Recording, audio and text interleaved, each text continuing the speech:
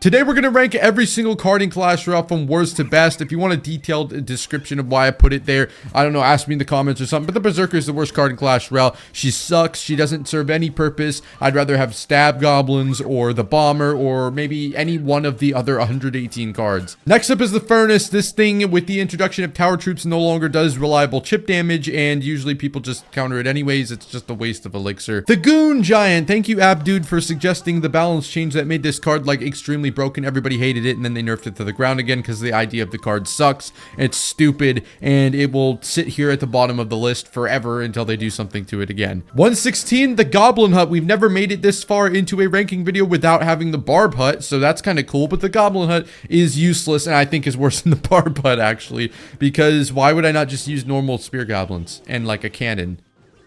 I believe somebody said they would pay me to put the Barbarian Hut at number 1. I'm not a sellout, so I would never do that. The Barbarian Hut is down here because as much as we love it, it just doesn't get good value for the cost, and it's just, why would you not rather use a DPS card and a cannon or a Tesla or anything like that? The Clone Spell, it there's the once in a blue moon it does something, and it's kind of annoying when it does do that something, but there's 65 clone counters in the game, so it typically won't do anything. It's just a waste of elixir. Next up is the Archers. They're pretty terrible. I'd rather have any other ranged troop in the game, so that's why they land so low. At 112 is the Mirror. The Mirror is better than the Archers because you can mirror something useful every once in 50 games, and the Mirror just, it's pretty bad. We have another one of Supercell's most invigorating Clash Royale card ideas that just got kicked to the curb because it was a stupid idea in the first place, and nobody ever uses it because there's like 15 better options. Heal Spirit has done something before. Suspicious Bush, while it packs a lot of damage and can be very annoying, doesn't ever get to the tower against a competent player and never will. It's too slow, it's too fragile, it's too awkward, and the thing in my bobbers themselves, the little dancing gremlin, Tika gremlins, don't ever do anything to get to the tower if the bush is popped earlier. I am not an Ice Golem supporter, and I think that the majority of this game's users would rather use something that fights back, like the Knight of the Valkyrie. Yes, I have a terrible time defending Sparkies. Is that a skill issue, or is that because the Sparky is good? It's 100% a skill issue. This card is buns and usually gets defended every single time. The Mother Witch is a card that's pretty fun to use, but just gets outclassed by every single other ranged troop in the game pretty much. The Mother Witch will occasionally get some good value, but it's not really worth it most of the time because she lacks in so many other areas like health and damage. We've got the Elixir Collector, who has seen better days, but is currently surviving in one deck right now, so it's not the worst card in the game. The Rascals barely ever get value, but the Rascal Girls do pack a decent punch of damage, so they can be, you know, usable sometimes. Golden Knights, this card is really bad. Like really bad. And the one time it gets a dash, it'll be, oh my gosh, the Golden Knight. But the 400 times it doesn't get a dash, it's a worse version of the Knight. You just wish you were sitting there with a different type of mini tank. I actually think the Battle Healer has moved up a little bit because she's a little bit harder to like point at and say she never gets value, because she can prevent things from being spelled sometimes. Like maybe I want to fireball arrows my opponent's E-Drag and they put a Battle Healer after it gets fireball. There's little things like that where the healer's good, but they're very little. So at 101 is the Void. The Void is occasionally going to get you value, but that occasionally does not make up for the fact that it very often doesn't get you value and you'd be wishing you had a different spell. The Elite Barbarians can be annoying sometimes, and they apply decent pressure, especially if your opponent is caught without the correct answer for it, but they're typically always going to get countered for an even trade or a bad trade for the E-Barbs player. Three Musketeers are actively hindering you when you play them, so it's not a great card. They're just feeding your opponent's spell value, although occasionally you can win a game with them. So the Minion Horde is something that can like do a lot of damage left unchecked. The problem is they are never ever left unchecked and can be countered by half the cards in the game, if not more. The Skeleton Army is literally the ground version of the Minion Horde, except they're cheaper to play and therefore are a little less risky, although they also provide a little less upside than the Minion Horde. The Witch is a polarizing card that a lot of players have struggled against, but once you learn how to deal with the Witch, she just turns into a pretty crappy version of any other ranged troop in the game. All these cards that merge like splash and damage never end up doing really well. You'd rather just have one or the other. The barbarians are interesting because they don't typically get value a lot of the time once your opponent figures out you play them. First time you play them in the game, they'll get tons of value, and then every time after that, they'll just get fireballed to death instantly or played around. Barbarians just, especially without the Evo, meh. At 94 are the Zappies, who typically won't get any value, but the one time I face them when I'm not running Fireball is when they jump up to top 30 on the list. But the Zappies just...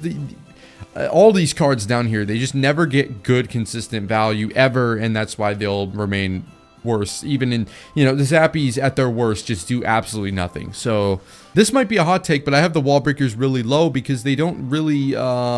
there's no ease of access to play them. A lot of the times, some of the top cards in the game will be easy to play. The Wall Breakers typically don't do that much unless you're good with them and don't carry you. So, especially without the Evo version, which is where a lot of people are using them, the Wall Breakers kind of just fall off. The Wizard is a card that, although is pretty bad, can get you value sometimes, especially since it has an evolution. You're going to see it used a little bit more. It's definitely not one of the best range cards in the game. Doesn't come close, actually, but it packs enough value to be able to get value out of it more than something like the Witch.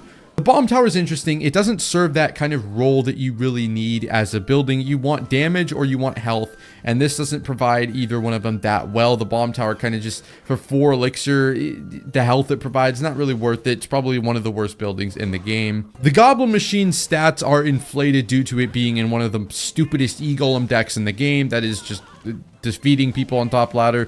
The Goblin Machine is it's not very good. It's not horrible, I guess, but it's pretty bad. The base mortar, I ranked it really, really low last time, but I can push it up a little bit because I've seen the feedback on it. The problem with the mortar is the unevolved version is useless and nobody uses it. However, I'm trying to not just cancel out the evolved version of cards completely. I want to kind of address them a little bit, but this is not an Evo ranking tier list. We're not including Evos. The problem is the mortar is just not a good card. The mortar is not a good card, and the only thing that makes it a good card is the evolution. The Fire Spirit, although it got that buff that makes it more useful, is low because the E-Spirit and Ice Spirit are better in every way, in every circumstance. I have Tesla above Bomb Tower because Tesla does a little bit more consistent damage, can be a little bit easier to play given that it's smaller, and is a little bit more versatile than the Bomb Tower, and has, not enough of a health point drop off to make it that much worse than the Bomb Tower. You could argue the Tombstone's a little bit worse than the Tesla, but it's cheaper, it's easier to play against mid-ladder players, it's better against mid-ladder players, and it is just a nice complement in some decks. Although I'd probably put you could argue the Tesla is like swapping with the Tombstone here, but the Tombstone's also another pretty good utility building, especially good versus mid-ladder players. At 84 is the Goblin Curse. Now, I actually think that this thing is kind of underrated. I've seen a lot of people use it more as like a troll, but it's really definitely fun to play, and you can absolutely outplay your opponents with the Goblin Curse and just get huge heaps of value. I've moved up the freeze a lot too because if you're going to put the Goblin Curse up here, the freeze is a little bit better because the freeze is more consistent. Obviously, it's still a niche card, and a lot of the time it might give your opponent like a big counter push that lets them win the game, but the freeze is still, it's a decent, niche option. The Battle Ram is fun. Doesn't do that much very often, but definitely always applies pressure, and when it gets through can get big damage, so it's alright. The Skeleton King has seen better days, but can still be a consistent option to play in bait decks and decks with a lot of things that synergize with the Skeleton King. Problem is his damage is pretty weak, and the ability doesn't tend to get that much value anymore, so it's a little bit tough to play him over something like a Knight or a Valk. The Night Witch has also seen better days. Almost all the Night Witch decks have fell off the face of the earth after continuous additions to the game that kind of deal with the Night Witch really easily, and also the meta just being anti-Night Witch decks. The Goblin Cage is interesting because again, the evolution is really good. Evo Diddy is just great. The problem is the normal cage is not that great. Again, what I said earlier, I'm trying to merge the two. I don't really want to rank Evos with the card, but the Goblin Cage can get you good value, and the Brawler is definitely a formidable, thing you have to deal with on offense and defense. So next up is the Magic Archer. He's annoying. There's a lot of outplay, but the skill floor is pretty high. There's a lot of people that won't get any value out of him and don't know how to use him properly.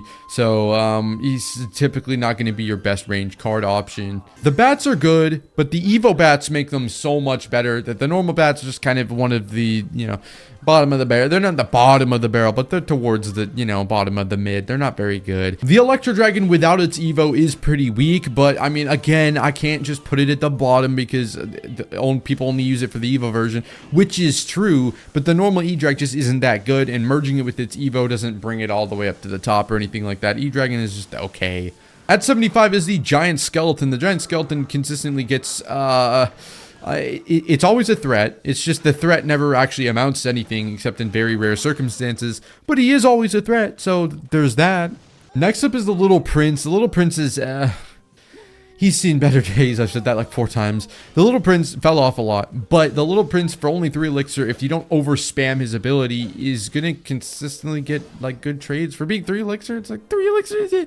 It's not gonna do that much that often. A lot of people waste his ability as well. The Little Prince is kind of, yes, yeah. The Electro Giant has been creeping back into the meta, although it hasn't formed itself as a staple yet. There's a lot of the E-Giant 1-tricks who've started to push back up. The problem is it's very easily countered by the meta. However, the new like pathbinding did buff it a little bit, so it's getting better. Executioner just got an Evo that has buffed the Executioner, but the problem, again, coming into it was this Evo is not going to be the most broken thing in the game because it just solely relies on how versatile the Executioner is. You can't fit this guy into that many decks because he's clunky, he's awkward, he costs a lot of elixir, and he will fail to get value in quite a bit of matchups. Mini P.E.K.K.A.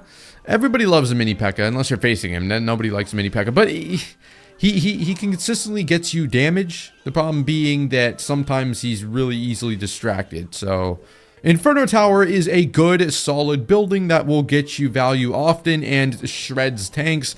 Although it has certain flaws, you can cover up those flaws by building a decent deck around the Inferno Tower. The Elixir Golem is awkward because there are matchups where you just absolutely stomp your opponent, and then there's matchups where it does absolutely nothing, you get killed. That's just the nature of E-Golem, which is why a lot of people think it shouldn't even be in the game. It's literally just the coin flip, and right now the coin flip is like 40-60 in the favor of whoever's facing E-Golem, so that's why it ranks at 69. The Bandit has fell off a lot, most of this being just the deck she's good in hasn't been that great.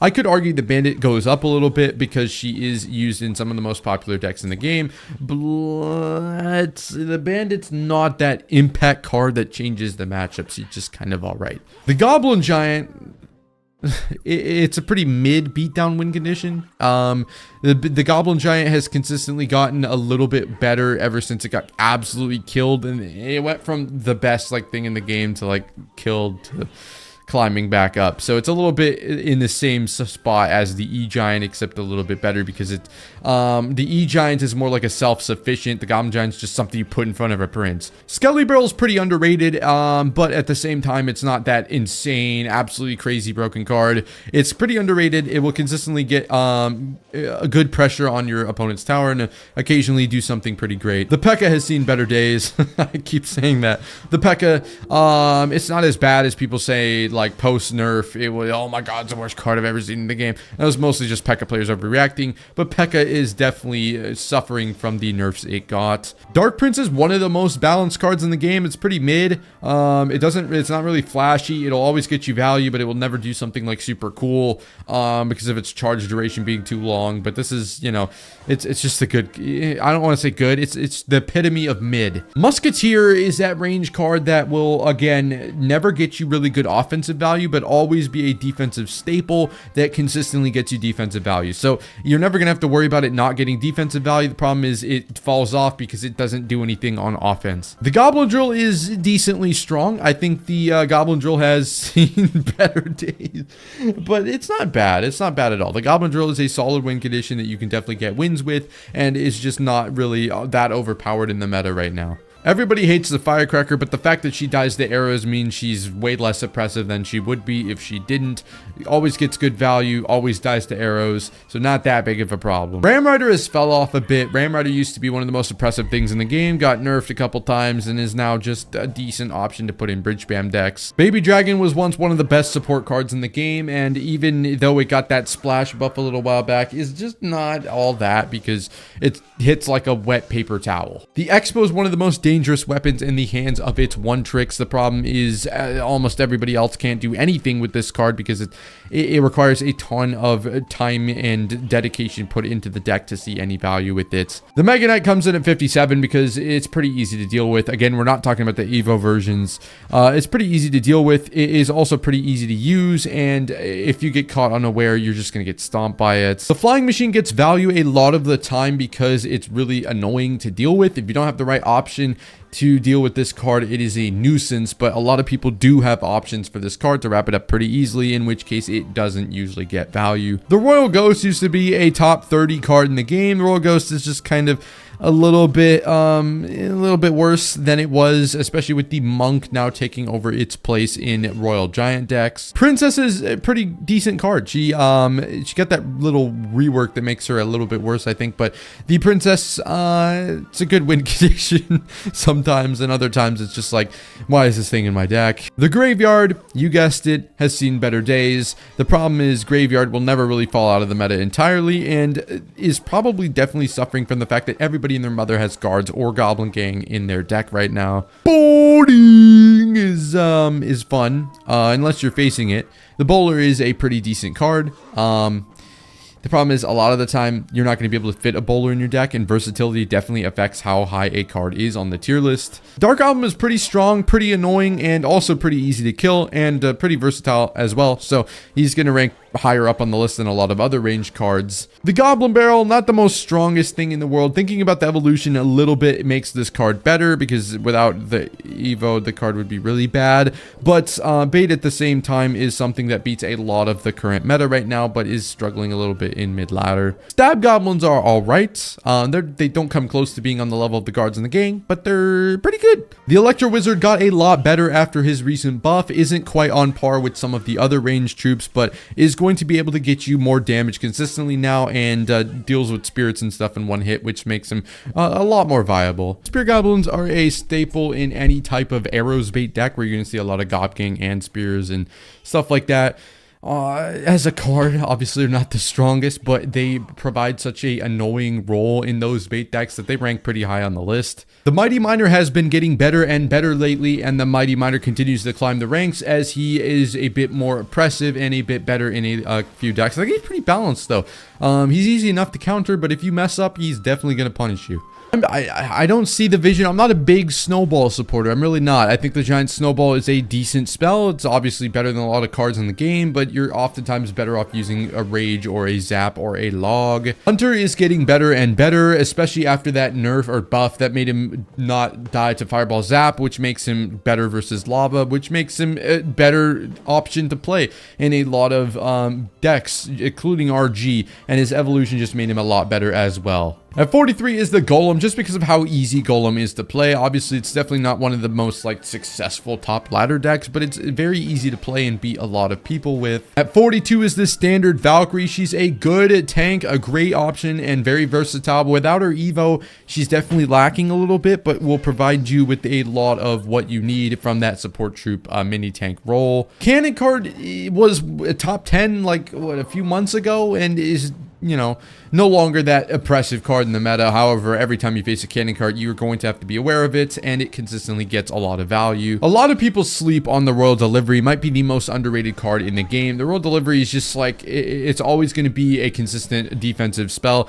The problem that will make it never be higher is obviously you can't ever use it on offense, but it is really good, really good on defense. The Zap, however, is a little bit better, and including just the thought of the Evo Zap. The Evo Zap, obviously one of the best Evos in the game, but the normal Zap spell is just versatile, fits in a ton of decks, gives you that reset, is pretty good. So the Knight, good stats for the cost. Straight up versus the Valkyrie is probably better. Evo would probably put the Valkyrie better than the Knight, but the Knight, good option, cheap, gets damage, and is just versatile. The Royal Hogs, you guessed it, have seen better days. The Royal Hogs, they're good. They're decent. They're one of the better win conditions in the game. They're not as dominant as they have been in the few past months, though. When Royal Giant does well, the Electro Spirit does well, and Royal Giant is doing well, so the Electro Spirit is doing well. The Electro Spirit will consistently be able to deal with things like bats, chain onto things like Goblin Gang, allow them to be full killed by Rage, stuff like that. The Poison poison, everybody loves the poison. Well, not really. The poison has fell off a bit. Definitely a couple of tiers under cards like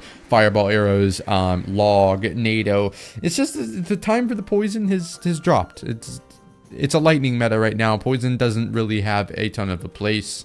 In fact, this may sound crazy, but I think the Rocket is better than the Poison. The Rocket is going to be that card that's very oppressive in Rocket Cycle decks like Bait and Ice Bow and just straight up Rocket Cycle. It's seen an increase in usage. It's going to bail you out. It's going to make defense easier. And overall, it's a good spell. Phoenix is pretty nice because Phoenix will always get you value. Phoenix will be that defensive stalwart that has a chance to revive, does splash damage on death, and has a lot of good qualities. The problem is, offensively, it's not amazing. I'd think of a lot of scenarios where you'd want maybe something like a Mega Minion or Skeledrags or something like that. Fisherman is one of the best utility pieces in the game and definitely shows this, but Fisherman, there's not that much place for him outside of decks like Royal Giant. We don't see too much Fisherman in the meta anymore, except for in Royal Giant, so he's going to drop from that top 20 spot he was holding just a few months ago. The Monk has happily climbed way up. I think he's had the biggest increase in the entire tier list.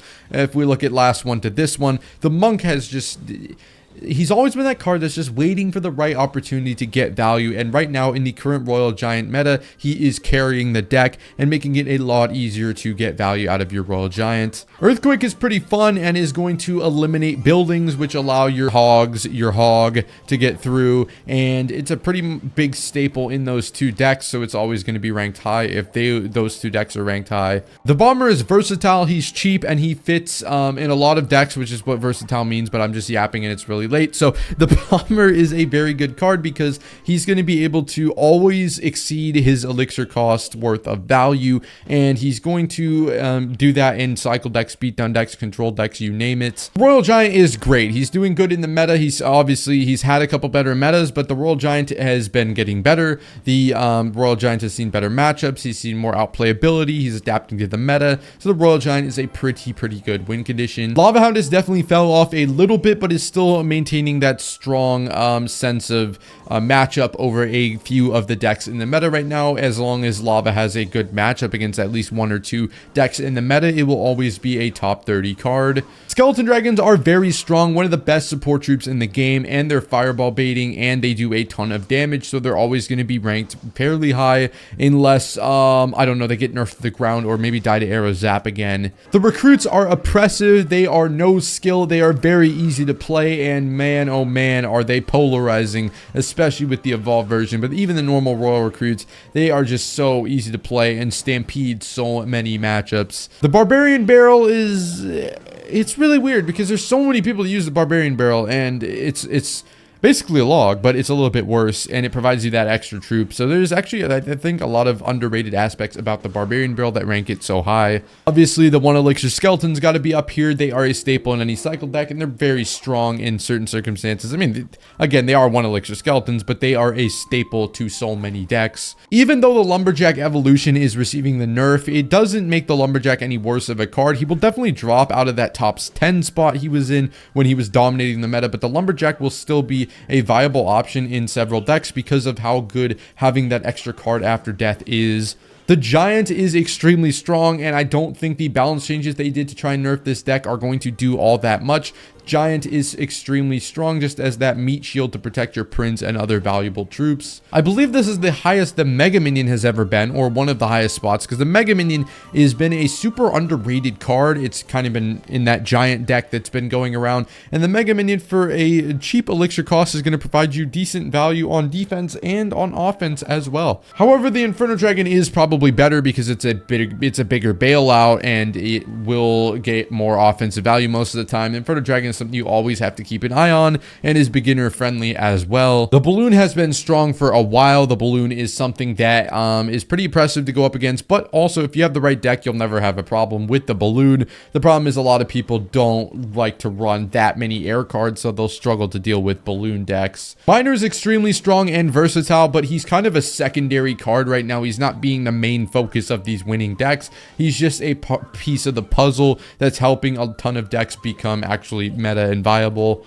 The Rage doing any damage at all makes the Rage a really, really good alternative to Zap and is better than the non-Evo Zap in a lot of ways. The problem is this nerf that they gave it, although it affects a couple of things, isn't enough to make it less polarizing. Rage is still one of the best spells in the game. The Hog Rider is the best card for beginners to pick up. It's extremely versatile. It's pretty good in the meta. There's a lot of outplay you can do with it, and it's very easy to play, making it a top 15 card in Clash Royale. Even without the evolution, the cannon is one of the best cards in the game, definitely the best building, and the cannon is just absolutely phenomenal with its evolution. So the cannon, the evolution is so good, the cannon gets dragged up as well with the evolution. The Ice Spirit is a staple to cycle decks, is very, very strong, and is always going to be that card that kind of is what helps run cycle decks, because not only does it help you cycle fast, it bails you out of so many defenses. The brand new Boss Bandit lands at number 12, and she's very, very strong. I think she could climb even higher,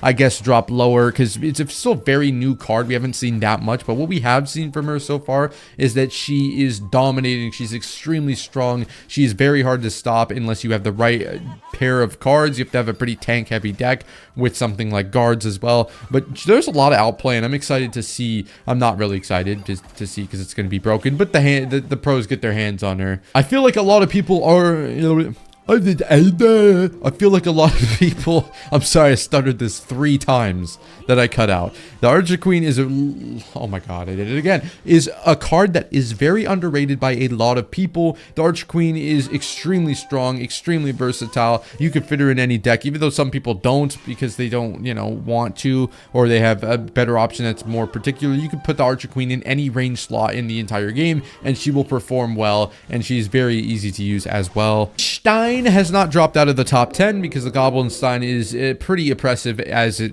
still stands, although I think it's definitely getting worse. I don't think the 3% monster HP nerfs they keep giving it do anything, but hey, I mean, we nerfed it, right?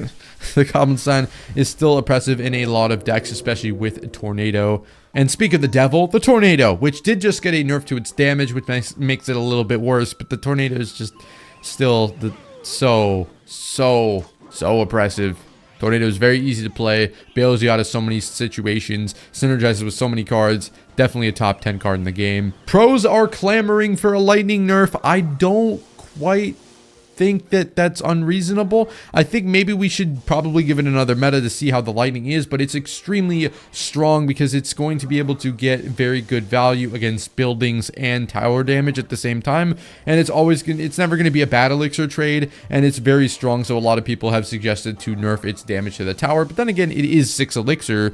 So the Goblin Gang gives you goblins and spear goblins for a reduced elixir price that just makes it so good. Spear Goblins being able to do what Spear Goblins do, stab Goblins as well. Obviously, there was the tiny Goblin Gang nerf that doesn't really change that much, but the Goblin Gang still definitely secondary to the guards, but in a lot of decks because they're able to bait, they're able to get good value, they're able to apply offensive pressure, defensive pressure, whatever you need. Fireball, obviously, always going to be one of the top cards in the game. Fireball right now is definitely very strong. Fireball right now is very versatile. Fireball is going to be able to deal with tons of decks in the meta or cards in the meta. It's good in a lot of matchups. Obviously, Fireball, it does, according to stats, look a little bit better than the Lightning, but if we're talking specifically top ladder, I might put the Lightning over the Fireball. At number 5 is the Ice Wizard, the single most ridiculous bailout card in the entire game. He's going to be able to defend pushes entirely by himself and enable you to set up extremely stupid defensive strategies by just abusing the Ice Wizard. I've got a Wi-Fi symbol. The arrows are number 4 because they are very good. They did get that nerf, which I think did definitely affect them, but not enough to knock them out of the top 5. The arrows are still very, very good, and a lot of this reason being there's tons of cards that died to arrows, or you need to have arrows to kill them, that are running the meta. So I mean, obviously, as long as there's firecrackers and dark goblins and stuff like that, you're gonna use arrows. Now for our top 3, we start off with the Prince, who is just running the entire meta. Everything is based around the Prince right now, and they refuse to give him a nerf because I don't know. He's probably getting an evolution next season. That's what I think. That's why he's not getting a nerf. But the Prince is just broken beyond belief. It's going to get charges. It's going to... One charge can win you the entire game. It does 600 damage a hit. It's ridiculous. It's extremely strong and very easy to just throw behind a beatdown push and win. At number 2 are the guards. The guards are extremely strong, but a lot of this is due to the Prince. The guards are the only card that are keeping Prince in check because they can't be instantly killed by a spell. However, I think the guards could use something like a minor damage nerf or DPS nerf in general just to make them a little bit worse, because I do think they are really strong. However, obviously, if they died to arrows, they would be useless and everybody would use something else. And the best card in the game is the Log, obviously. I mean, the use rate, it's the most used card in Clash Royale. It's the most versatile card in Clash Royale. It's the Log. You know, what do you want to say? It's the Log every damn season.